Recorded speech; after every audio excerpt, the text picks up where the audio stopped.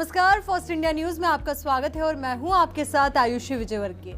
आप देख रहे हैं हमारा स्पेशल प्रोग्राम हेल्थ फर्स्ट, क्योंकि फर्स्ट इंडिया आप सभी को, हमारे तमाम दर्शकों को अपने परिवार का सदस्य मानता है। ऐसे में हर खबर तो हम आप तक सबसे पहले पहुंचाते हैं, पर वहीं आपके स्वास्थ्य का ख्याल भी हम रखते हैं। तो ऐसे में कहा जाता है कि अगर आपको अपने स्वास्थ्य को देखना है तो अपनी रीढ़ की हड्डी को देखिए, क्योंकि अगर आपकी रीढ़ की हड्डी बिल्कुल सही है तो आपकी जिंदगी भी लंबी है और साथ ही आप ताउम्र स्वस्थ रहने वाले हैं। अब इसी को लेकर खास बातचीत करेंगे। बहुत सीनियर डॉक्टर्स हमारे साथ हैं, उनसे आपको मिला देते हैं। सबसे पहले तो शेल्बी हॉस्पिटल से हमारे साथ senior consultant of spine surgery doctor Praveen Gupta ji और नितिन गोयल जी हमारे साथ हैं। बहुत बहुत स्वागत है आप दोनों का। Thank you.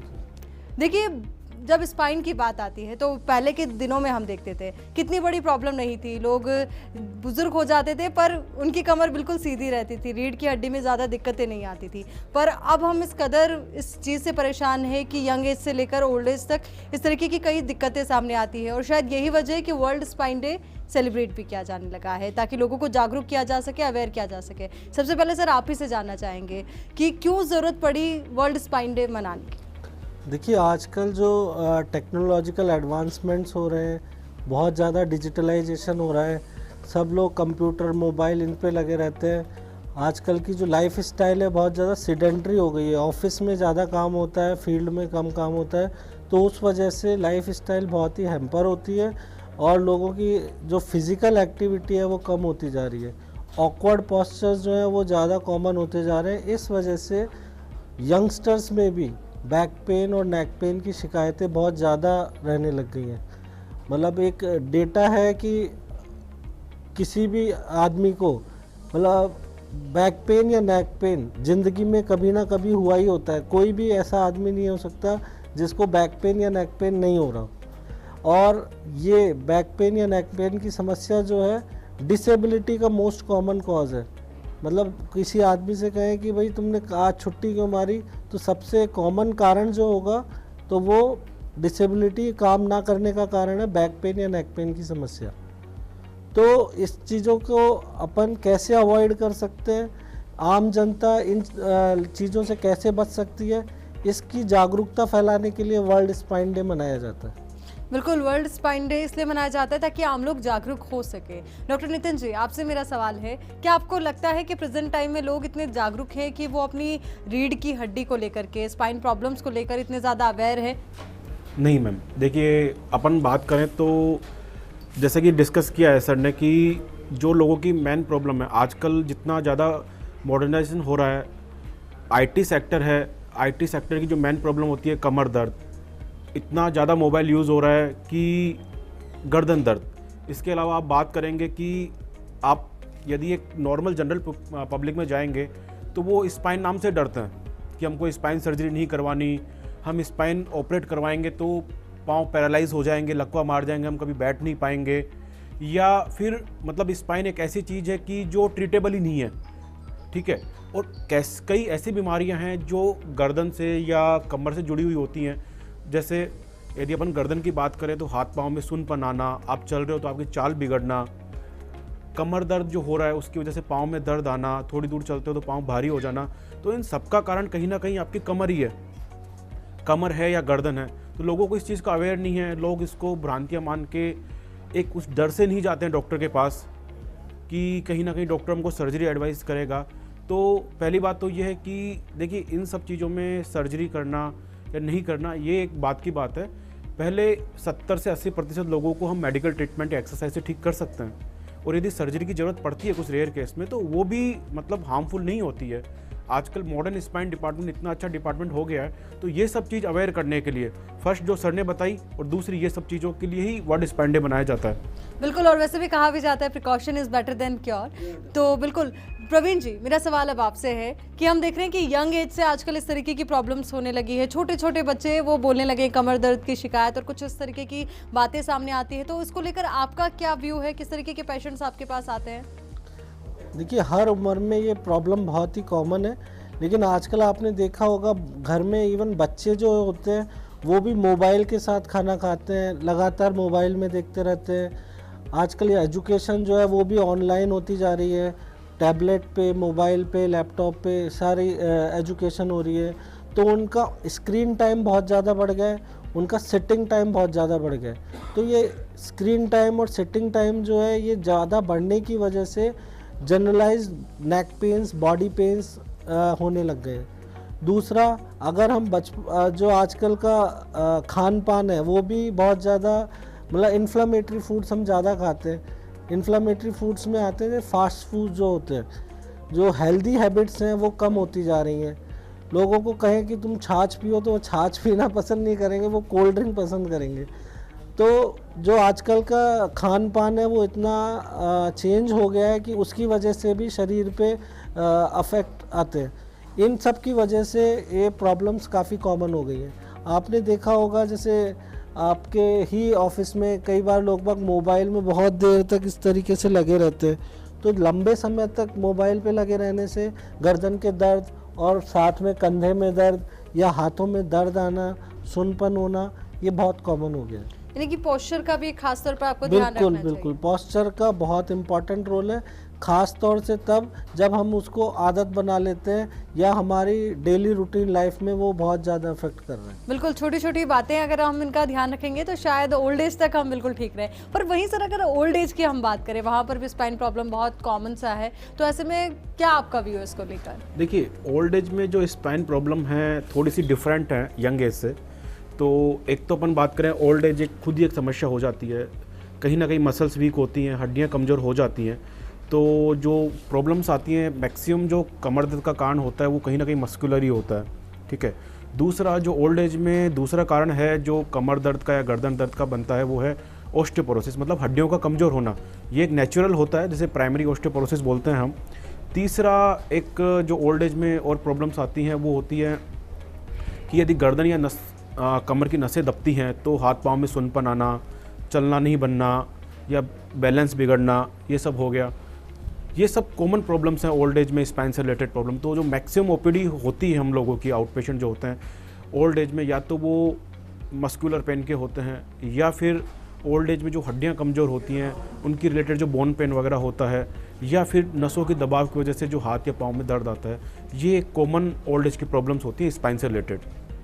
तो ये कॉमन प्रॉब्लम्स है और इसको लेकर के सोल्यूशन तो आपके पास है, इस पर भी हम चर्चा करेंगे। पर उससे पहले सर हम आपसे ये समझना चाहेंगे कि टेक्स्ट नेक सिंड्रोम क्या है और क्या इसका मतलब कुछ इलाज है? देखिए, टेक्स्ट नेक सिंड्रोम आजकल मॉडर्नाइजेशन की बीमारी है। जो अभी मैंने एक उदाहरण दिया था कि आप मोबाइल को किस तरह से यूज़ करते हैं, ठीक है। गर्दन को अगर आप ज़्यादा देर तक झुका के रखेंगे, टेक्स्ट नेक सिंड्रोम उसको कहते हैं। जब मोबाइल में बहुत लोग गर्दन झुका के कोई सोशल मीडिया पे लगाए, कोई यूट्यूब पे लगाए या कोई गेम खेल रहा है, तो ये ऑकवर्ड पोस्चर है। गर्दन ऐसे झुका के रखना एक ऑकवर्ड पोस्चर है। गर्दन का जो नॉर्मल अलाइनमेंट है वो सीधा है। अगर ये पोस्चर लंबे समय तक रहेगा तो मसल्स स्ट्रेंड हो जाएंगी और सेकेंडरी इफेक्ट उसका बोन्स पे और बीच में जो गद्दी होती है जिसे डिस्क कहते हैं उस पे आने लगेगा। इससे हमारी गर्दन की हड्डियों का डीजनरेशन बहुत फास्ट हो जाता है और commonly neck pain, shoulder pain, arm pain और इवन हाथों में झंझनाहट रहना, सुनपन आना, ये बहुत कॉमन हो जाता है। इस कॉन्स्टलेशन ऑफ सिम्टम्स को कहते हैं टेक्स्ट नेक सिंड्रोम। मतलब टेक्सटिंग करते हुए नेक में जो प्रॉब्लम आ रही है उसको बोलते हैं टेक्स्ट नेक सिंड्रोम। बिल्कुल। और जो लोग जैसे मोबाइल को अगर हम छोड़ दें, डेस्कटॉप या कंप्यूटर लैपटॉप पे भी काम करते, तो हम देखते हैं कि जो लोग घर से काम कर रहे थे या फिर जब वर्क फ्रॉम होम चल रहा था तो उस दौरान भी लोग आराम से बिस्तर पे लेटे हुए काम कर रहे, तो उस दौरान भी कुछ खास तौर पे ध्यान? बहुत कॉमनली इस तरह के पेशेंट्स हमारे पास आए थे। जो वर्क फ्रॉम होम में क्या होता है कि ज़्यादातर लोग अपने बेड में बैठ के काम करते हैं, प्रॉपर सिटिंग पोस्चर अवेल नहीं करते, ठीक है। तो उसमें क्या है कि आपने लैपटॉप को रख लिया लैप में और आप इस तरीके से काम कर रहे हैं, तो वही पोस्चर जो कि टेक्स्ट नेक सिंड्रोम के लिए मैंने कोट किया, वही पोस्चर आ रहा है और उसमें भी इसी तरह के सिम्टम डेवलप होते हैं। दूसरा, अगर आप स्लाउच होके बैठे या बिस्तर में पसर के लेटे हुए हैं तो वो भी आपके स्पाइन का जो नॉर्मल अलाइनमेंट है उसको बिगाड़ देता है और उस अलाइनमेंट को बिगड़ने की वजह से क्रॉनिक फेज़ में इस तरह के सिम्टम्स डेवलप होते हैं कि लोगों को बैक पेन की समस्या ज़्यादा रहने लगती है, स्लिप डिस्क की समस्या हो जाती है, फिर वो पैरों में दर्द जाने की वजह से शाइटिका की समस्या होने लगती है। बिल्कुल। अब नितिन जी, मेरा सवाल आपसे है, क्योंकि जैसे सर ने बताया कि इस तरीके से हम पोस्चर अपना बिगाड़ लेते हैं, जिसकी वजह से कई बार हमें नेक पेन होता है, कई बार बैक पेन होता है, और उसको हम इग्नोर भी कर देते हैं कि शायद हम इतनी देर तक काम कर रहे थे, इस वजह से ये प्रॉब्लम हो रही है। पर वाकई में सही पोस्चर क्या है, और अगर इस तरीके का दर्द हमें होता है तो हमें उसे नेगलेक्ट करना चाहिए या नहीं करना चाहिए? देखिए, जो यदि अपन नेक पेन की बात करें तो ये जो आपका टेक्स नेक सिंड्रोम है, ये आपकी मसल्स फैटिक की वजह से होता है। क्योंकि यदि अपन गर्दन की पोस्चर सीधी रहती है, जो कि नेचुरल पोस्चर होती है, इसमें जो अपने सिर का वेट जो अपनी गर्दन की मसल्स बियर करती हैं, यदि अब अपन कंपेयर करें कि जब अपन गर्दन अपनी धीरे धीरे आगे झुकती जाती है और मोबाइल जब अपन देखते हैं, तो यदि अपनी 60 डिग्री या 90 डिग्री में जब अपनी गर्दन होती है, तो जो गर्दन का वेट जो अपनी नेक मसल्स या नेक की जो स्ट्रक्चर जो उस वेट को बियर कर रही हैं, वो वजन 2 टाइम्स 3 टाइम्स बढ़ जाता है। तो यदि सेम वजन जिस चीज़ के लिए अपनी मसल्स बनी है, यदि उनको 3 गुना वजन लेना पड़ेगा तो मसल जल्दी फैटिंग होगी। दूसरी, जो बोन्स के बीच में जो गद्दी है, जिसे हम डिस्क बोलते हैं, मैक्सिमम जो इस पर यदि वेट बेयरिंग आता है तो ये गद्दी जल्दी स्टिफ होती है। ठीक है, इस वजह से सब दर्द आता है। तो अपने को बेस्ट क्या है, इसके लिए अपने को आइडियल पोस्चर अपनाना चाहिए, मोबाइल वगैरह का यूज़ कम करना चाहिए। करते हैं तो नेक ज़्यादा बैंड नहीं होनी चाहिए। कंप्यूटर सिस्टम वगैरह पे भी अपन काम कर रहे हैं तो प्रॉपर पोस्चर अपनी होनी चाहिए। कंटिन्यू अपने को वर्क नहीं करना चाहिए, अपने को बीच बीच में, मतलब हर आधा घंटे 1 घंटे बाद में कुछ जनरलाइज एक्सरसाइज अपने को करनी चाहिए, मसल्स को रिलैक्स करना चाहिए। और ओल्ड एज में अगर इस तरीके का दर्द होता है तो? देखिए, ओल्ड एज में ये जो दर्द आता है, सबसे पहले मस्कुलर आ गया। दूसरा जो कारण होता है इसका, वो होती है बोन्स वीक जो हो जाती हैं, जिसे ऑस्टियोपोरोसिस बोलते हैं। ओल्ड एज में बोन वीक होना एक नेचुरल है, तो इसे हम प्राइमरी ऑस्टियोपोरोसिस बोलते हैं। फीमेल्स में यदि ये बात करें तो हम 45 साल बाद में स्टार्ट हो जाता है। इसे पोस्ट मेनोपॉजल, मतलब जब अपनी माता बहनों को जब टाइम्स वगैरह आना बंद हो जाता है, तो जो हार्मोनल चेंज होते हैं, एक बहुत इंपॉर्टेंट हार्मोन होता है इसमें एस्ट्रोजन, जब इसकी मात्रा या इसकी क्वांटिटी बॉडी में कम हो जाती है तो नेचुरल तरीके से हड्डियाँ कमज़ोर होने लगती हैं। इसे हम प्राइमरी या पोस्ट मेनोपॉजल ऑस्टियोपोरोसिस बोलते हैं। ये 45 के बाद में स्टार्ट होना होता है, उसके सिम्टम्स 6 से 10 साल बाद में आना शुरू हो जाते हैं। ऐसे ही अपन देखें, एक सेनाइल ऑस्टियोपोरोसिस होता है जो मेल और फीमेल दोनों में कॉमन होता है। मोस्टली ये 70 साल बाद में होता है। इसका कारण क्या होता है कि जो अपना पीक बोन मास होता है, मतलब जो अपन मैक्सिमम बोन मास गेन करते हैं, वो होता है 25 से 30 साल में। तो विथ एज क्या होता है कि फीमेल्स में बात करें तो 0.3%, मेल्स में बात करें तो 0.2%, ये पीक बोन मास धीरे धीरे कम होने लगता है। तो 70 ईयर्स के बाद में आके ये इतना कम हो जाता है कि हड्डियाँ एकदम कमज़ोर हो जाती हैं, तो इसे हम ऑस्टियोपोरोसिस बोलते हैं। तो जो ओल्ड एज में जब सिम्टम्स आते हैं बैक पेन के, बॉडी पेन के, ये मेन कारण इनका हड्डियों की कमजोरी होती है, साथ में मसल्स वीक जो हो जाती हैं। बिल्कुल, यानी कि जिस तरीके से डॉक्टर प्रवीण और डॉक्टर नितिन ने हमें बताया कि अगर आप शुरुआती तौर पर अगर ध्यान रखेंगे तो निश्चित तौर पर जब उम्र ज़्यादा होगी तब भी आपको ज़्यादा दिक्कतों का सामना नहीं करना पड़ेगा। तो वहीं अगर आप इस तरीके की प्रॉब्लम से जूझ रहे हैं तो और कौन कौन सी सावधानियां आप बरत सकते हैं जिनसे आपको स्पाइन रिलेटेड प्रॉब्लम ना हो? इन तमाम सवालों के जवाब हम जानेंगे पर एक छोटे से ब्रेक के बाद।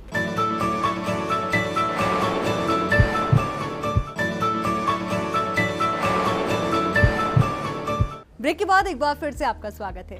आपके स्वास्थ्य का ख्याल हम बखूबी रखते हैं और यही वजह है कि हमारे स्टूडियो में हमेशा बेहतरीन डॉक्टर्स जयपुर के मौजूद होते हैं, डॉक्टर प्रवीण और नितिन, जिनसे लगातार हम स्पाइन रिलेटेड प्रॉब्लम्स को डिस्कस कर रहे हैं। आपने बताया भी कि किस तरीके से हम लोग कौन कौन सी चीज़ों को अवॉइड कर सकते हैं, पर वहीं कुछ बार दर्द कभी कभार होता है, कई बार हम इग्नोर भी कर देते हैं, पर कई बार ऐसा होता है कि रेगुलरली पेन होने लगता है। तो सबसे पहले आप ही से जानना चाहूँगी डॉक्टर प्रवीण कि बच्चों में आजकल देखा जा रहा है कि बहुत ज़्यादा इस तरीके की पेन की प्रॉब्लम हो रही है, क्योंकि स्कूल बैग का बोझ भी होता है तो वहीं अब डिजिटल बोझ भी बढ़ गया है। तो ऐसे में आप किस तरीके से बच्चों को गाइड करेंगे या फिर उनके पेरेंट्स को गाइड करेंगे कि कब उन्हें टेस्ट के लिए जाना चाहिए? देखिए, वैसे तो बच्चों में नेक पेन, बैक पेन बहुत ही रेयर है।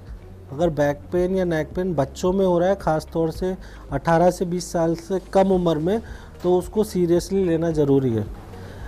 अगर कोई भी पेन 1 महीने से ज़्यादा चल रहा है तो उसको सीरियसली लेना ज़रूरी है। सीरियसली लेने का मतलब है कि उसको हम घरेलू उपचार में टालें नहीं, उसके लिए हम विशेषज्ञ की सलाह लें।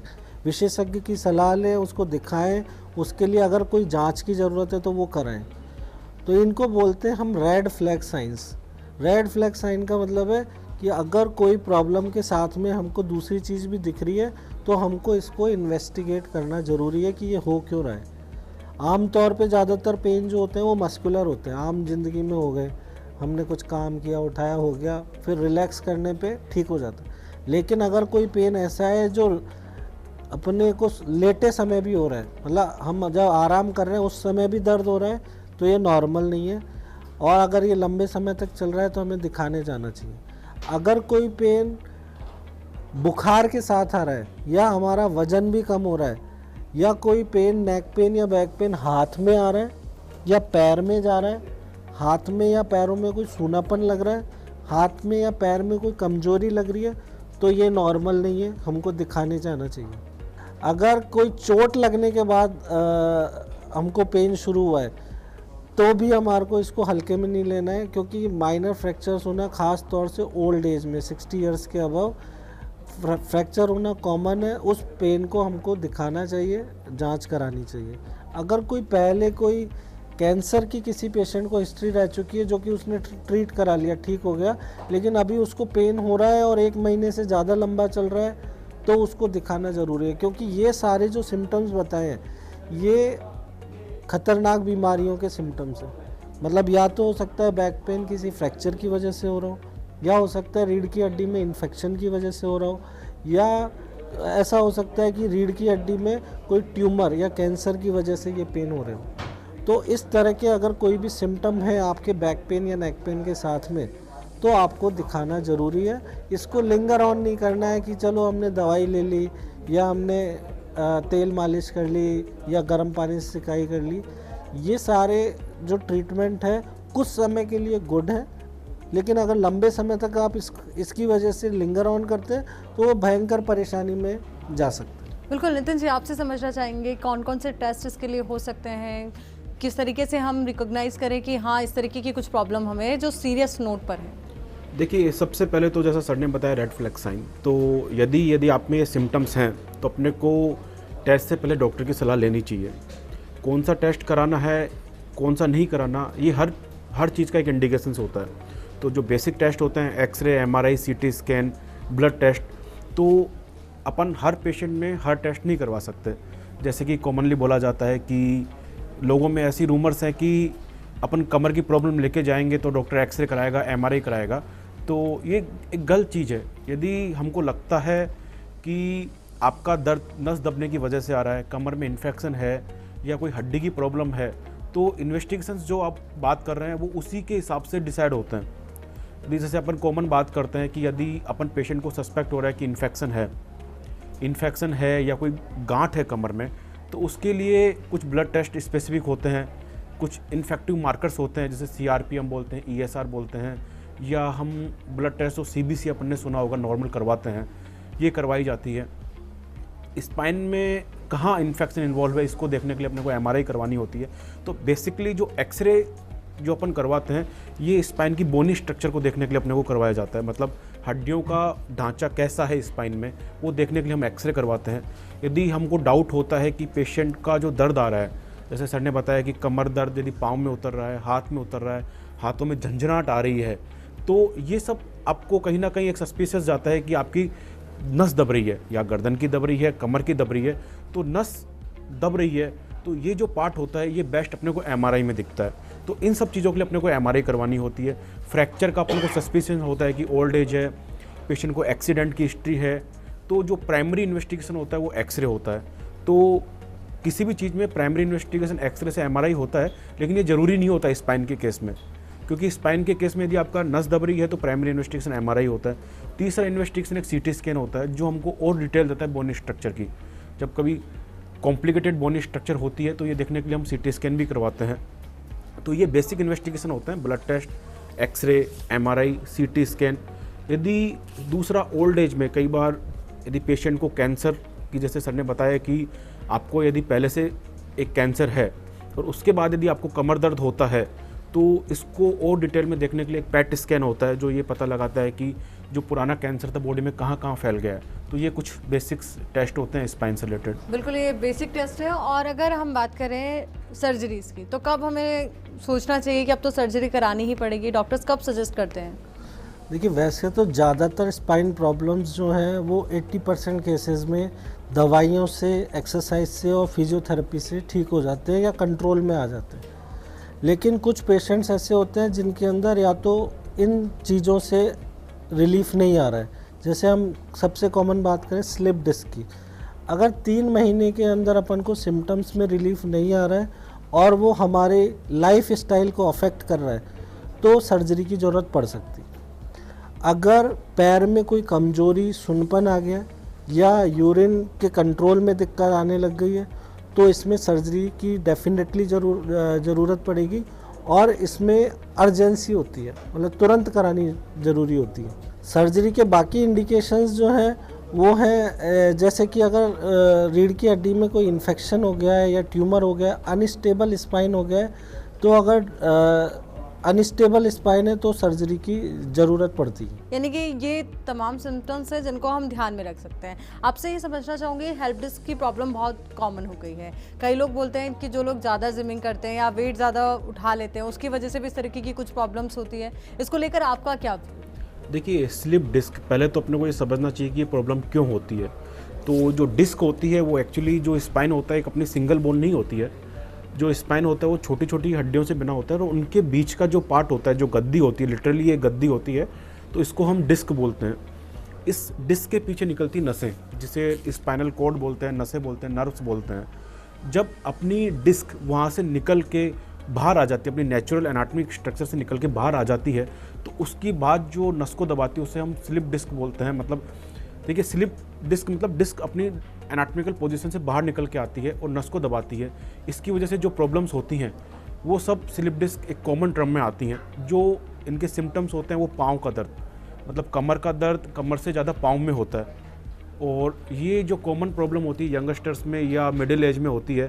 तो जैसा आपने पूछा कि जिम में वज़न उठाने से तो क्या ये इनका कोरिलेशन होता है? हाँ, इनका कोरिलेशन होता है। देखिए जो डिस्क होता है, जो अपनी डिस्क होती है उसका जो मैक्सिमम प्रेशर उस पर होता है वो अपन जब बैंड करते हैं और वज़न उठाते हैं तब उस डिस्क पे सबसे ज़्यादा प्रेशर पड़ता है और उसी पोस्चर में उस डिस्क के रप्चर होने के चांस सबसे ज़्यादा होते हैं। तो यदि अपन आगे झुक के वज़न उठाएंगे, जिम वगैरह करेंगे, बिना प्रॉपर गाइडेंस के या बिना प्रॉपर अपनी बैक मसल्स की स्ट्रेटनिंग के करेंगे तो वो सारा वेट अपनी डिस्क पे जाएगा और उसकी वजह से स्लिप डिस्क के रप्चर होने के, डैमेज होने के चांस होंगे और जो प्रॉब्लम होगी वो स्लिप डिस्क कहलाएगी। बिल्कुल। अब लास्ट एंड फाइनल क्वेश्चन आप दोनों से ही, क्योंकि यंग एज और ओल्ड एज दोनों एज में ज़रूरी हो जाता है कि स्पाइन को हेल्दी रखा जाए ताकि हमारी लाइफस्टाइल हेल्दी रहे, हमारी लाइफ हेल्दी रहे। तो किस तरीके का खान पान होना चाहिए और हेल्दी स्पाइन के लिए क्या एडवाइस आपकी? देखिए हेल्दी स्पाइन के लिए सबसे ज़्यादा ज़रूरी जो चीज़ है वो है एक्टिव रहना। मतलब आजकल की लाइफ स्टाइल जो है वो ऐसी है कि हम ज़्यादातर समय बैठे ही रहते हैं, है ना। तो वो बैठने का समय जो है वो हमको कम करना है, बीच बीच में ब्रेक्स देने। दूसरी इम्पॉर्टेंट चीज़ है रेगुलर एक्सरसाइजेस करना। स्पाइन की एक्सरसाइजेस तो इतनी सिंपल हैं कि आप अपने घर में या अपने ऑफिस में कभी भी बिना किसी इंस्ट्रूमेंट के कर सकते हैं। सिंपल योगा पोजीशंस होती हैं वो आपको करना है। इसमें सबसे इम्पोर्टेंट है स्पाइन को पूरा पीछे की तरफ एक्सटेंड करना। तो ये एक बहुत ही कॉमन चीज़ है। दूसरा इम्पॉर्टेंट चीज़ है प्रॉपर पोस्चर का यूज़ करना। मतलब जब हम बैठे हैं उस समय क्या प्रॉपर पोस्चर होना चाहिए, जब हमको कोई सामान उठाना है तब हमारा क्या पोस्चर होना चाहिए, ऑफिस में मान लो घंटे भर 2 घंटे भर हमको काम करना है तो उसके लिए क्या पोस्चर होना चाहिए। अगर हम उन सब चीज़ों का ध्यान रखेंगे तो हमको मोटा मोटी कोई स्पाइन प्रॉब्लम नहीं होगी। डॉक्टर नितिन, खान पान का किस तरीके से हम ध्यान रखें? देखिए यदि अपन खान पान की बात करें तो healthy diet is very important for healthy spine. तो जो कमी आती है अपने खान पान में, कैल्शियम, विटामिन डी रिच अपने को खाना चाहिए। तो ये बेसिकली अपने दूध, दही, जो डेयरी प्रोडक्ट हैं, ड्राई फ्रूट्स हैं या फिर एग, हाई प्रोटीन डाइट अपने को लेनी चाहिए। एग, यदि आप नॉन वेजिटेरियन हैं तो आप चिकन वगैरह खा सकते हैं। दूसरा वेजिटेरियंस में जो प्रोटीन होता है, हाई प्रोटीन अपने को दाल, सोयाबीन से मिलता है। तो ये अपन डाइट की बात हो जाएगी। दूसरा अपन बात करेंगे तो हेल्थी स्पाइन के लिए हेल्थी वॉक की ज़रूरत होती है, क्योंकि हेल्थी वॉक की आपकी हेल्थी स्पाइन के लिए सबसे इम्पोर्टेंट फैक्टर होता है। प्रॉपर वॉक अपने को करना है, प्रॉपर एक्सरसाइज अपने को करनी है, अच्छी डाइट अपने को लेनी है। और कुछ चीज़ें हैं जिनको अपने को ध्यान रखना है कि हैवी वेट, मतलब इम्प्रॉपर तरीके से अपने को हैवी वेट वगैरह नहीं उठाना है। प्रॉपर ओल्ड एज की अपन बात करें तो ओल्ड एज की जो प्रॉब्लम होती है, हड्डियाँ कमज़ोर हो जाती हैं, इसमें कॉमन प्रॉब्लम होती है कि स्लिप। तो यदि आपको ओल्ड एज में इन सब चीज़ों का ध्यान रखना है कि ये लोग बार बार में गिर जाते हैं, तो हर चीज़ का अपने को ध्यान रखना पड़ेगा इन चीज़ में कि बार बार में स्लिप अवॉइड्स भी ये सब अपने को देखना पड़ेगा। बिल्कुल, जिस तरीके से डॉक्टर प्रवीण और नितिन आप दोनों ने बताया कि एक हेल्दी लाइफस्टाइल होनी चाहिए, एक हेल्दी स्पाइन के लिए आपके खान पान का भी बहुत अच्छे से हमें ध्यान रखना पड़ेगा, और साथ ही अगर बात की जाए पोस्चर की तो उसका भी खास तौर पर ख्याल रखना पड़ेगा, व्यायाम हमें करना होगा। तो बहुत बहुत शुक्रिया आप दोनों का हमारे साथ जुड़ने के लिए, तमाम जानकारी हमारे दर्शकों तक पहुँचाने के लिए। Thank you. तो ये थे हमारे साथ डॉक्टर प्रवीण और डॉक्टर नितिन, जिन्होंने बताया कि अगर आप भी चाहते हैं हेल्दी स्पाइन तो आपको ध्यान रखना होगा अपने खान पान का, एक्सरसाइज का और साथ ही पोस्चर का। उम्मीद करते हैं आप यूं ही हैप्पी रहेंगे और हेल्दी रहेंगे। इसी के साथ हमें दीजिए इजाज़त। नमस्कार।